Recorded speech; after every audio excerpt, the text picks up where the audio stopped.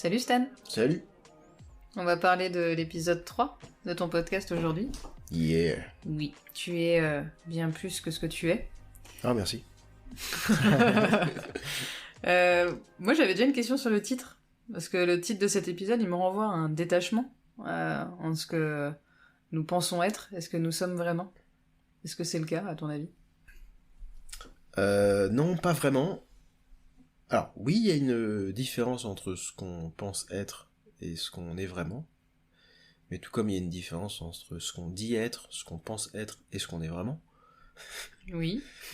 Voilà, c'est la différence entre ce que je vois, ce qui est, et ce que les gens croient que, et enfin voilà, il y a toujours une différence entre tout ça. Mais là, c'est pas tellement ça, c'est plus que dans notre façon de choisir nos mots, ou nos formulations de phrases, ce qu'on dit n'est pas réel, parce qu'on associe très souvent à notre identité des choses, alors que on sait très bien que notre identité est largement plus riche que ça. Les gens qui se présentent l'un à l'autre disent, une des premières choses qu'ils disent, c'est qu'est-ce que tu fais dans la vie ? Et en fait, est-ce que vraiment te dire ce que je fais dans la vie va t'en apprendre beaucoup sur moi ? Ouais, dans des cas, oui. Dans des cas, pas du tout. Si je fais juste un job alimentaire, mais que ma passion dans la vie, c'est la couture, tu vas te dire, ah, hôtesse de caisse, d'accord. Alors qu'en fait, non, ça veut rien dire du tout. On est très catégorisé en tant qu'adulte, hein, parce que nos questions sont mais il a quel âge ? Quelle profession il fait ? Quand tu rencontres quelqu'un... Si tu les enfants, ils posent pas ce genre de questions. Ou très peu, enfin... Oui. Mais quand tu rencontres quelqu'un, tu demandes quoi ? Généralement. Ouais, justement, c'est ça. Qu'est-ce que tu fais dans la vie ? Voilà, quoi d'autre ? Ce qui est, voilà, c'est un homme, une femme, si on n'est pas au courant tout de suite au début de la discussion. Mais disons que tu rencontres quelqu'un, donc elle est devant toi, tu sais que c'est un homme ou une femme, même si aujourd'hui on peut avoir des doutes. Mais voilà, tu vois que t'as affaire à un homme. Oui. Tu le rencontres. Oui, qu'est-ce que tu fais dans la vie ? T'as quel âge ? Et après Moi je demanderais t'as quel âge, tu demandes ? Ouais, moi je demanderais t'as quel âge. Et après qu'est-ce que je demanderais après ? Je sais pas. Là, comme ça dépend de la conversation après. Ça va dedans, mais ouais, non, là, je sais pas. Mais souvent, en fait, on part de ce qu'on fait dans la vie. Donc déjà, on dit je suis machin, je suis coiffeur. Ah d'accord, où ça ? Ah ouais. Et on part là-dessus. Et en fait, on est en train de faire d'organiser une discussion autour d'une activité. Et plus du tout autour de la personne en elle-même, ni de ce qui la caractérise ou de ce qui fait qu'elle est elle, quoi. Bon alors, est-ce que on va démarrer une conversation par bonjour, je m'appelle machin, qu'est-ce qui te rend heureux toi dans la vie ? Tu vois, c'est un peu compliqué de démarrer comme ça. Mais dans une vie idéale, ça pourrait être sympa. Donc non, tu es plus que ce que tu dis être. Il y a une dénonciation de l'abus de langage de je suis. Je suis utilisé à toute sauce et pour moi n'a qu'assez peu d'intérêt, sauf comme je le disais à la fin, quand on veut ancrer quelque chose dans le présent. Et en parlant d'ancrage, est-ce que tu penses que c'est c'est toute notre vie sociale et familiale qui ancre justement toutes ces croyances qu'on peut avoir vis-à-vis de nous-mêmes et qui nous empêchent d'avoir un détachement ? Familial, je sais pas. Social, ça c'est sûr. Après, je pense qu'on est sur un conditionnement d'expression orale, même écrite, hein, mais surtout orale. Et c'est vraiment, on nous a appris à dire les choses comme ça. On nous a pas appris à se désidentifier de ce qu'on raconte. On a appris à incarner beaucoup ce qu'on raconte. Donc, plutôt que de dire j'ai tendance à me mettre en colère facilement, on va dire moi je suis colérique. Et tu vois, ça pose un truc. Quand on dit moi je suis colérique, je trouve que ça pose un truc très fort, très c'est là depuis longtemps et c'est peut-être là pour toute la vie, enfin tu vois. Alors que si on me dit j'ai tendance à me mettre en colère, je me dis ah, tendance. Donc peut-être que c'est en ce moment, c'est moins peut-être radical, que peut-être que c'est pas à tous les coups, peut-être que tu vois, il y a de la nuance. Et quand tu te dis ça d'ailleurs, toi, ça te conditionne aussi là-dedans. Quand moi je le dis. Enfin, quand la personne dit ça. Voilà. Oui. Oui, c'est le but d'ailleurs de changer ce truc-là. C'est d'arrêter de se maintenir dans une condition sous prétexte qu'on a décidé qu'on était ce truc-là. on est la colère. Je suis colérique, moi égale la colère, quoi.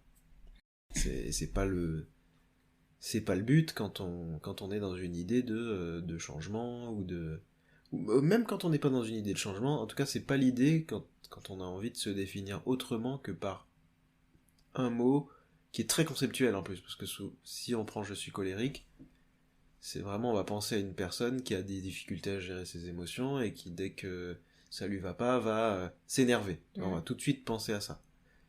Donc c'est quand même très...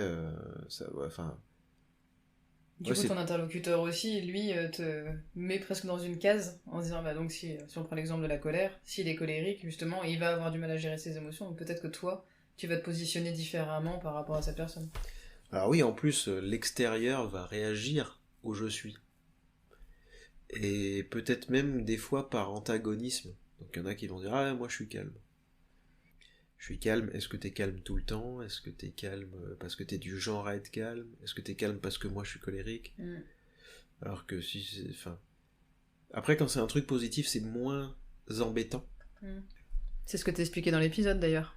Oui, c'est ça. C'est l'idée de... Si je dis je suis calme, en soi c'est un truc bien. Donc même si je l'ancre, enfin si pour moi c'est constructif de penser que je suis quelqu'un de calme, et si en plus j'associe ça à quelque chose de fort chez moi, que je trouve que c'est une bonne qualité chez moi, alors dire je suis calme c'est plutôt bien, parce qu'on l'ancre dans le présent et puis même dans le futur. Parce que je suis souvent c'est un truc qui dit je suis comme ça depuis longtemps, mais c'est aussi un truc qui dit peut-être que je vais le rester aussi. Ok. Dans le j'ai tendance à, ou dans j'ai toujours été, il m'arrive de, machin, il y a une sorte de porte. On se dit, bah ça peut changer, quoi. On sent l'idée de ça peut changer. Mais moi, ce que j'ai eu du mal à comprendre, bah, typiquement dans cet exemple-là, quand j'ai écouté l'épisode, comment le fait de reformuler des phrases négatives peut t'aider à te revaloriser. Parce que je comprends qu'il y a ce conditionnement d'une certaine manière, que, enfin voilà, tu peux adopter des comportements par rapport à ça, par rapport à une caractéristique, je suis colérique. Mais le fait de s'extraire un petit peu de ça, comment toi ça peut te revaloriser? Bah quand on sort de je suis colérique et qu'on arrête de l'associer. En fait, quand on dit je suis et qu'on associe à son identité, c'est comme si on disait aux autres, ça fait partie de moi, c'est comme ça. Donc déjà, changer cette formulation, c'est dire le comportement d'un côté et la personne de l'autre. On n'est pas attaché. Si j'ai tendance à être en colère, à me mettre en colère, pardon, alors je peux bouger ce truc-là, et c'est une histoire de posture. Okay. Si je me dis que j'ai tendance à, c'est que je mets une distance entre ce truc-là et moi. Je me dis c'est un comportement que j'ai, c'est pas ce que je suis. D'accord. C'est très différent d'avoir un comportement que d'être ce comportement. Ok. Du coup, ça te permet de pas avoir... de pas te dire que ça, et ben, ça peut être quelque chose... toujours en gardant l'exemple de la colère, que te dire j'ai tendance à me mettre en colère plutôt que je suis en colère, que je suis colérique, du coup tu l'associes pas forcément à un défaut chez toi. Alors tu peux considérer que c'est un défaut, mais apparaît la possibilité du changement. Apparaît l'ouverture sur et ça se peut que je fasse différemment. Et surtout ça c'est juste la base. C'est juste de juste partir du principe que je dis j'ai tendance à.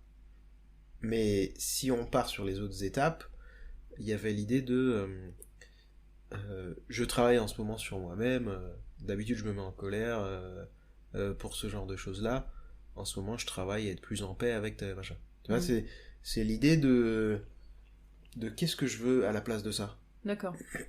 Quand on dit je suis colérique, il n'y a aucune vue sur une autre possibilité qu'être colérique. Ouais, je vois. Que quand on se dit j'ai tendance à me mettre en colère dans ces cas-là, mais en ce moment j'essaie de développer ma patience, par exemple, hein, bah là il y a... T'es déjà en train de passer un message à ton inconscient, à ton cerveau, et de lui dire c'est vers ça que je veux aller. C'est comme ça que j'ai été, Je sais que ça a fait partie de moi, que peut-être même ça m'a construit. Peut-être qu'à plein de moments ça m'a aidé d'ailleurs. Mais j'essaie de développer autre chose. Et je trouve que rien que pour soi, c'est déjà un super message qu'on envoie à son cerveau. Et après, pour l'autre... Parce qu'on est dans la démarche d'évolution. Bah oui. Et pour l'autre, ça dit que tu plantes pas un « je suis comme ça », et voilà, débrouille-toi, quoi. Parce que souvent, c'est ça, hein. Si je te dis « je suis colérique », ouais, mais moi, je suis colérique. Il y a un truc qui dit en sous-texte, donc débrouille-toi avec ça. Tu vois, débrouille-toi avec le fait que je sois colérique. Je te l'ai dit, t'es au courant. Donc maintenant, tu fais avec, quoi. Tu gères si ça se passe, quoi. Ouais. Et puis si ça arrive, bah t'auras été prévenu. Alors que j'ai tendance à me mettre en colère dans ce genre de cas, mais j'essaie de... Alors, certes, c'est une phrase un petit peu plus longue, t'es pas obligé de la faire si longue, et qui plus est de la faire à chaque fois. Mais en tout cas, si tu te mets ça comme base, de se dire, voilà, je tends à développer ma patience de plus en plus, machin, ben, l'autre se dit, ok, ça veut dire que s'il a une réaction un petit peu colérique, je saurais mieux l'accueillir parce qu'il est dans une démarche d'amélioration. Ouais, je vois. Et pour moi, c'est aussi ça qui fait que des fois, il y a des gens qu'on connaît. On va rester sur la colère. Il peut y avoir une personne à laquelle on pense, et on se dit, bah lui, il a toujours été colérique. Si un jour cette personne veut changer, et que vraiment elle a démarré plein de choses pour ne plus être cette personne-là, pour être plus associée à cette colère, etc. Il va devoir redoubler d'efforts. Déjà. Et si jamais il a le malheur d'avoir un moment où il est en colère, ah ben voilà, toi t'as toujours été colérique. Et ce truc de ramener la personne à ce truc-là parce qu'on l'a toujours identifié comme tel, c'est un vrai frein au changement pour elle. Et si elle a pas les épaules, bah elle va dire bon bah en fait ouais, on me voit comme ça, c'est le rôle qu'on m'a donné, tant pis, et ben ouais je suis colérique quoi. Donc il y a un double effet. Et est-ce que t'as un exercice mental, si je peux dire ça comme ça, pour arriver un petit peu à prendre conscience justement de ce verbe être qu'on utilise tout le temps? Avec soi-même c'est difficile, parce qu'on s'entend pas le dire. Mais on peut se dire, aujourd'hui je fais attention à ça. Je fais attention à quand je dis je suis. C'est un petit jeu avec soi-même, hein. C'est même pas... Là pour le coup c'est même pas un truc qu'on fait sérieusement. C'est quelque chose qu'on va essayer de se souvenir. Voilà, c'est un mardi, tu te réveilles, tu dis, ah tiens, aujourd'hui je vais essayer de jouer avec ça et de dire, tiens, quand je dis je suis, qu'est-ce que je dis derrière? Est-ce que je dis je suis et je parle de mon travail? Est-ce que je dis je suis et je parle de ma couleur de peau? Est-ce que je dis je suis et que je parle d'un état à un moment donné? Genre je suis content? Je suis en retard? Je suis... En fait on essaie de jouer avec, tiens, combien de je suis j'utilise et combien sont un comportement, combien sont un état, combien sont... Enfin voilà. Et tu peux même les noter, c'est un peu drôle à faire, et après, bah, l'exercice le plus cool, c'est de dire, ok, comment je peux le dire différemment? Déjà. Donc comment je peux me dissocier, que ce soit un comportement, un état, etc. Et ensuite, si je veux le reformuler pour que ce soit positif, bah tiens, comment je fais? C'est juste ça, c'est un petit jeu. Moi, j'aurais presque imaginé se faire un petit tableau à mettre nos qualités ou nos défauts, enfin pour schématiser un petit peu. Et comment, enfin plutôt nos défauts en l'occurrence, et comment le reformuler. Tu vois? Ouais, c'est encore un autre travail ça pour moi, parce que c'est pas parce que t'es au courant de tes défauts que tu vas dans la journée dire je suis et parler de ce défaut. Pas pour... Ça veut pas dire qu'il va ressortir. En plus, on n'est pas les plus... Enfin, c'est pas une tendance majoritaire quand quelqu'un va te parler de lui déblatérer des défauts. Oui, non, mais alors pas qu'un défaut, mais une formulation à tendance négative. Par exemple, là je suis déprimé, ouais. Tu vois. Mais ça, c'est ce que tu te dis à toi. Ce qui est pas la même chose que ce que tu vas dire à un interlocuteur. C'est pour ça que c'est plus marrant de dire, tiens, qu'est-ce que naturellement mon cerveau m'envoie comme phrase dans laquelle je dis je suis et que j'envoie à mon interlocuteur. Comme ça, à la fin, ce que tu vas noter, c'est pas ce que tu t'es posé dans une chaise en te demandant tiens, qu'est-ce que je pense de moi? Parce que ça, il peut sortir des milliards de trucs. C'est, tiens, dans une journée standard du quotidien, quand j'utilise le mot je suis, qu'est-ce que je raconte? Est-ce que je dis des trucs cool? Est-ce que je dis des trucs négatifs? Est-ce que je m'associe à des comportements? Et c'est beaucoup plus marrant de le faire comme ça, et plus efficace aussi. Et puis après, tu peux faire ce tableau. C'est-à-dire que tu mets tous tes je suis, tous ceux que tu as utilisés, parce que ça prend 2 secondes de prendre une feuille et de mettre je suis. Et puis au fur et à mesure de la journée, tu mets le mot que tu as mis après. D'accord. Le mot ou l'ensemble de mots que tu as mis après. Ensuite, quand tu arrives chez toi, tu tires un trait, et tu dis, mais ce que tu aurais pu mettre à la place. Et c'est marrant à faire. Ouais, je vois. Ça, c'est si t'es tout seul avec toi-même. C'est marrant à faire. Mais le mieux, c'est si t'as quelqu'un qui peut le faire. Tu en discutes avec quelqu'un et tu dis, voilà, je suis sur un épisode du plan B. Et puis dedans, il dit qu'on a tendance à utiliser beaucoup le mot je suis.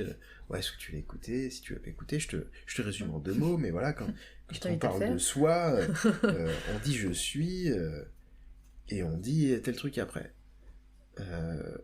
Ce serait marrant que tu repères chez moi les moments où je dis je suis, et puis là tu peux, il n'y a plus du tout de réflexion, ça va sortir et puis il va te dire là tu l'as dit. Et puis tu peux noter ceux de la personne, et voilà. Et après le mieux c'est de s'amuser à tiens, comment tu peux reformuler pour l'autre. Ouais, je vois. En plus, si lui il trouve une reformulation, tu dis tu pourrais dire tel truc, ce serait encore plus constructif. Et après, ça fait un petit jeu à 2 sur des éléments de langage. Mais encore une fois, c'est pas fastidieux ce truc-là. C'est un truc qu'on fait une journée dans une semaine, quoi. Ouais, histoire d'en prendre conscience un petit peu, quoi. Ouais. Ça me fait penser à... Enfin, il n'y a peut-être pas de lien, tu vas me le dire. Mais ça me fait penser un peu à la CNV, la communication non violente, où justement on t'invite à reformuler tes phrases de manière différente, à éviter d'utiliser... un peu le verbe être, le tu, etc. Est-ce que il y a un lien pour toi? Est-ce que on part un petit peu sur les mêmes bases? Il y a vraiment un lien. Alors la CNV, alors certes, elle veut que tu te désidentifies de ton comportement, mais c'est pas du tout par ce biais-là. Et c'est plutôt que la CNV, elle a une vraie vertu. C'est l'idée de je veux me réapproprier mon comportement et mes émotions, et pas de responsabiliser l'autre pour ça. Donc on est plus dans un rapport de je me réapproprie le truc pour que l'autre n'ait pas à en être le réceptacle d'accusation. Alors que là, il y a vraiment un truc de si je modifie ma manière de parler de mes comportements, mes actions, mes états, etc., je me les approprie, mais j'arrête de m'y identifier. Voilà. Ok, c'est clair. On peut donc dire que ça vient compléter la CNV. Oui, ouais, vraiment. Peut-être que c'est ce qui m'a manqué dans la CNV. Pourtant, Dieu sait à quel point je suis un grand fan, et à quel point ce livre a changé ma vie. Mais peut-être que, ouais, il y avait cette partie-là est une partie qui pouvait me sembler manquer, et qui complète bien, mais à la fois qui peut se suffire à elle-même, tout comme je pense que la CNV peut se suffire à elle-même. Je pense donc oui, en fait la réponse est oui, ça se complète. C'est tout à fait ça se complète. Bon, parfait. Pour moi, on a fait le tour de la question, et en tout cas de l'épisode. Je suis très contente. On peut le dire, là. Oui, là, ça marque le je suis. Là, c'est parfait. Ouais. Donc, je suis très contente de cette entrevue ensemble. J'espère que ça pourra éclairer de nouvelles pistes pour les personnes qui nous écoutent. Mais écoute, moi aussi, très content. Et moi aussi, j'espère que ça peut aider un maximum de personnes. Ou que ça peut apporter des éclairages par rapport à l'épisode de base. Merci, Stan. Merci à toi. Bien sûr, si vous avez aimé ce que vous avez écouté, le plan B vous attend aussi sur les réseaux sociaux, Facebook et Instagram, sous le plan B _978.